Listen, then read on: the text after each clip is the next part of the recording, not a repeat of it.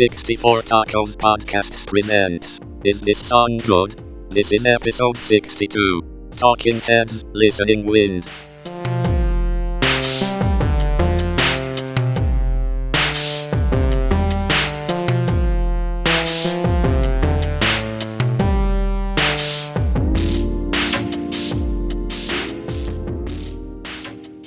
Welcome back to another Is This Song Good podcast, the 64 Tacos podcast. This week we're doing another deep cut from our season 4 theme of deep cuts. And this one is the song Listening Wind by a little band called Talking Heads from the album Remain in Light that came out in 1980. This album had 3 singles, Cross-Eyed and Painless, Once in a Lifetime, and Houses in Motion. I've always been a huge Talking Heads fan, and I've also been a big Brian Eno fan.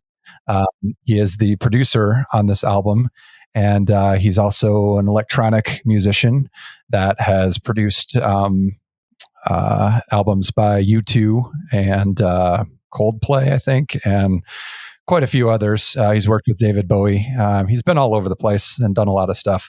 But I was in a phase where I was really into a lot of music, and when I found that this album was produced and also influenced heavily by his ideals and his sounds, I spent a little bit more time with it, and it's actually one of my favorite Talking Heads albums. I don't think it's a perfect album. There's some really weird stuff going on some of the other tracks, but it's got some songs that like just can't be matched in a lot of the rest of their repertoire. And interestingly, I think Once in a Lifetime is probably their one of their most popular songs, the Same as It Ever Was song.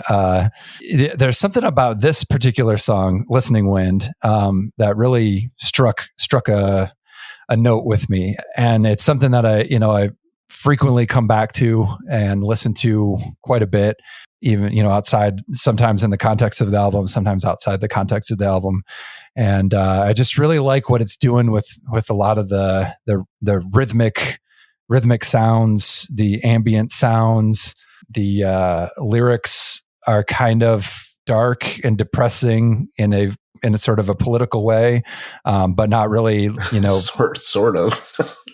It's it doesn't hide that at all. Yeah. Okay, so what do you think, Dave? I like the song. I'm not a Talking Heads enthusiast. I don't know much of their stuff. I probably only know what's on the radio, and I couldn't tell you what those tracks are necessarily. But I really enjoyed this one. It was until I looked it up, I didn't know what time period this album even came out.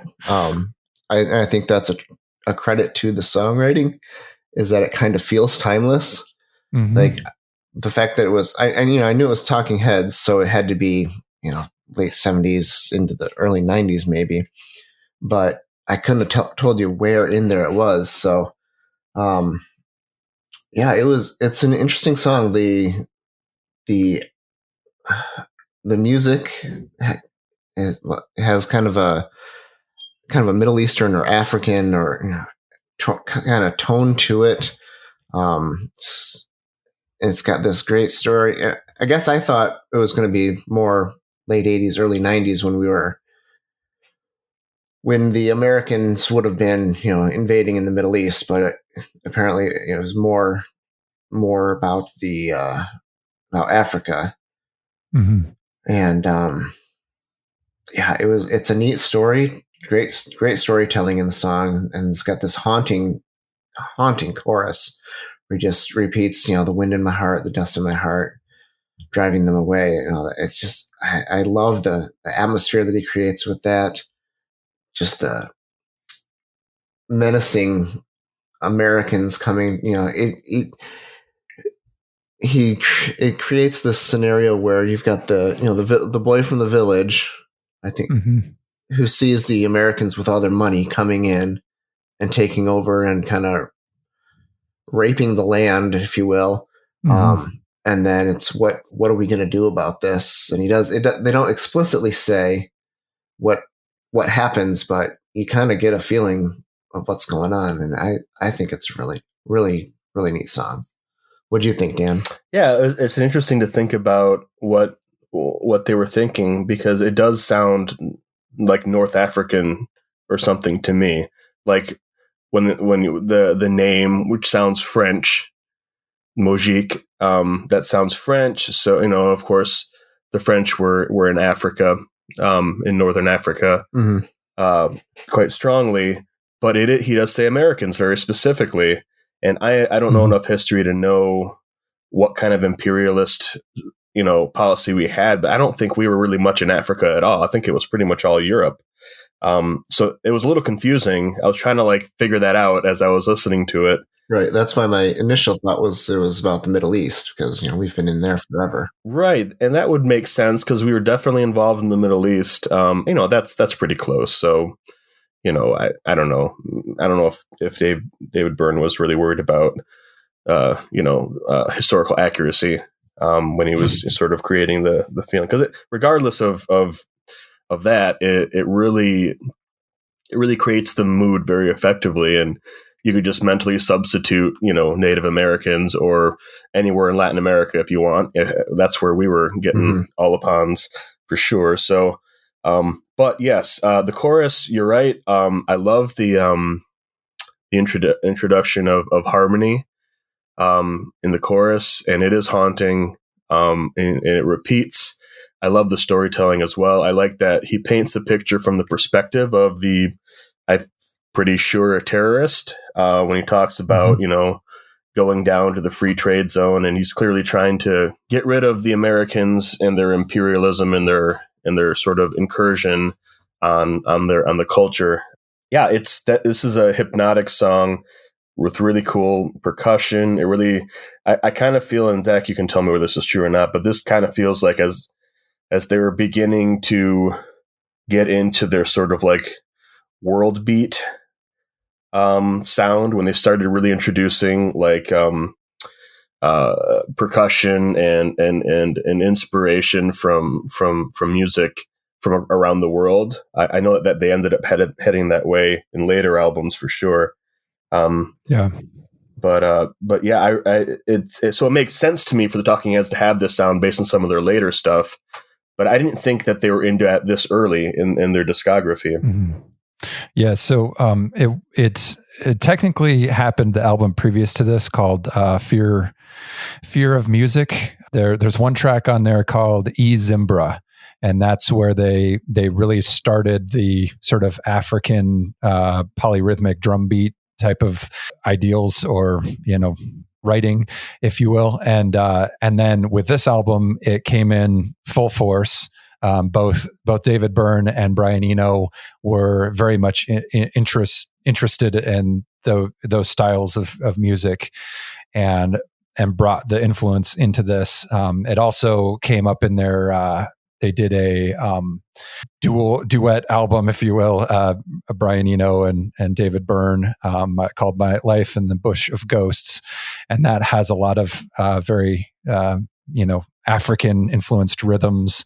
And I think once it came in, it really kind of took hold, and it's hard to find later music. I mean, they don't do that style on every single song, but it's hard to find later music that isn't somehow influenced or somehow have some of that sound in it. Yeah, because they were much more of a new wave band at first. Right. Sort of, you could argue influenced a little bit by punk, but sounding more new wave. Mm-hmm. Also, Brian Eno brought in a lot of the electronic influence, whether, but also his studio methodology. It wasn't just he's plinking around on a synthesizer. He also has this really strange way of doing recordings where he kind of just lets anything go, or he just tries to, he's very experimental. So he'll try things. He's got a deck of cards called the oblique strategies, where if he gets stuck on something, he'll pull a card out of the deck, and it says, something it can be cryptic, or it can be actually like, very useful, like, fade everything out and start again, or, things like that. It's just very, very, he and a bunch of other producers wrote down things that they thought would be useful to overcome blocks while they're producing, while they're writing anything in the studio. And so they use this as their methodology of recording music and helping other bands get closer to what they wanted to do. And so this album definitely has a lot of that on there, because you can feel that it's not all just write out the instrumentation, write out the parts, record it, boom, done. There's a lot. There's something else going on there, and even a lot of the weirder sounds in the background, like the more ambient stuff on this song, "Listening Wind," was done, I think, by Adrian Belew, the guitarist from King Crimson. Yep. They basically just said, "Go do whatever you want, have fun," and he oftentimes uses his guitar as not a guitar. He has all these different pedals and different parts to it. He has a synth thing that makes it sound like synthetic, or like a keyboard sometimes, and so he just messes around with it and dinks around with it, and sometimes you get really really cool atmospheric stuff. But yeah, all that being said, I think it's just a really interesting song with lots of layers of emotion, layers of sounds, and I do think, when you guys were talking about the lyrical content, I think one of the really interesting things about this is that we oftentimes think of terrorism and terrorists as, it's the bad guy. It's the bad guy doing the bad things, trying to hurt people and stuff. And I think what's interesting about these lyrics is it kind of paints a different type of picture, which is there are certain people out there in the world that when they get sort of backed into a corner, they don't really think they have any other way to go. And whether that's, back to the corner by imperialism, back to the corner by war, famine, what have you, once they get to a breaking point, they do what they think is right for themselves or for their people or for their country.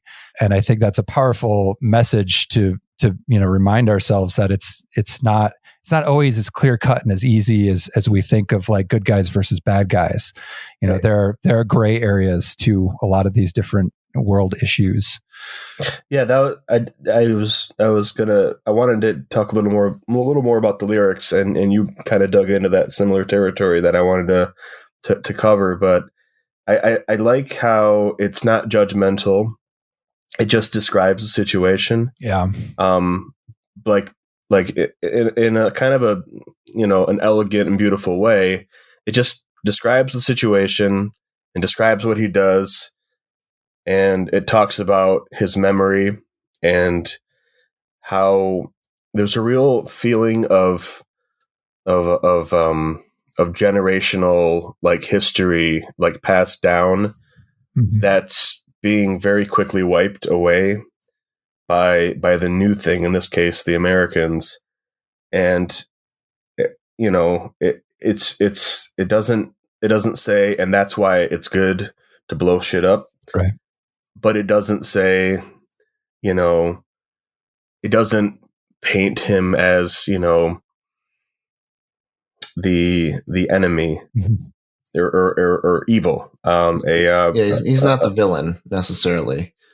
The Americans are just as much the villain, if not more so, honestly. Well, they've created the situation, and he is making the decision that he thinks is, like you said, Zach, that he thinks is best for his people. Yeah. In the long, like a large scale of time kind of way.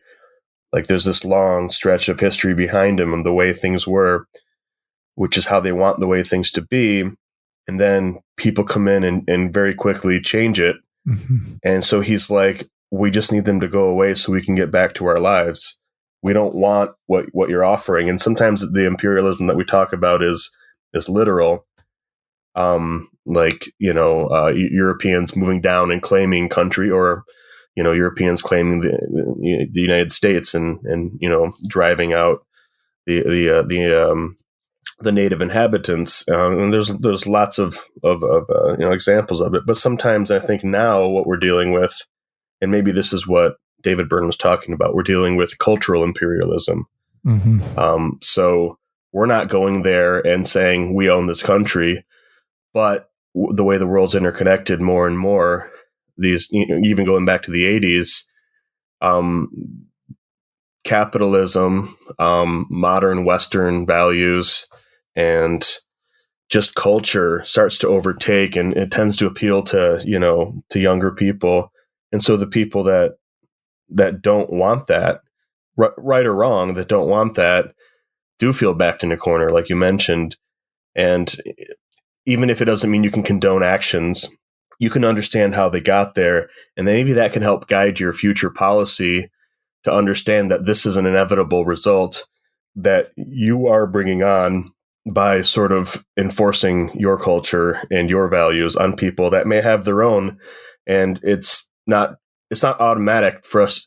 We sometimes think every value that we have as America and the West is what everyone should want and need. Mm-hmm. And that's not necessarily true. It's I think it is more gray and complicated than that. So I really appreciate that approach to the lyrics. And I think that makes the song, along with the music, it just enhances the sort of haunting.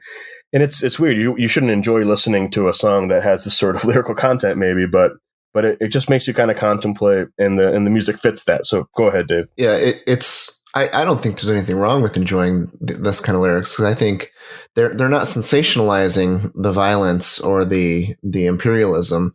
They're saying, hey, let's take a look at that and see why it's bad, rather than making it something to strive for. You watch a Marvel movie and they say, well, let's just find out who can be the most punchy, and then they're the hero. Whereas this is saying, the person from the village, he's doing his thing, and that's what he's got to do because of what he thinks, but that's not necessarily right either. I don't think they're making him the hero any more than a villain. I think it's just this is a scenario that very well could have happened, and we need to have some thoughtful discussions about it. Yeah, I mean, this is a little heavier and deeper than we typically get for this particular podcast. So yeah, but yeah, I think the lyrics are spot on in this one. Yeah, but isn't it great that the song, we can enjoy the song and still make us all think about something, on address something. And yeah, when I say enjoy, I mean it's not lighthearted. You can enjoy thinking about these things in a certain way. It's just not fun exactly. It's more right. It's interesting without exactly being fun and joyful. But that's important too. Not everything needs to be wham. Like wake me up before you go. Like it's great to have this as well. So I really enjoyed. Mm-hmm. Oh, absolutely. I really enjoyed this song on every level. All right. Well, with that in mind, this is going to conclude our deep dive series. It was a long 18 episodes. Hope you guys enjoyed it. I know I had a lot of fun digging into all of these different bands and kind of finding out the deeper stuff that they've got to offer. We're going to probably take a few weeks off here, and then we'll be starting our new series shortly after that. All right.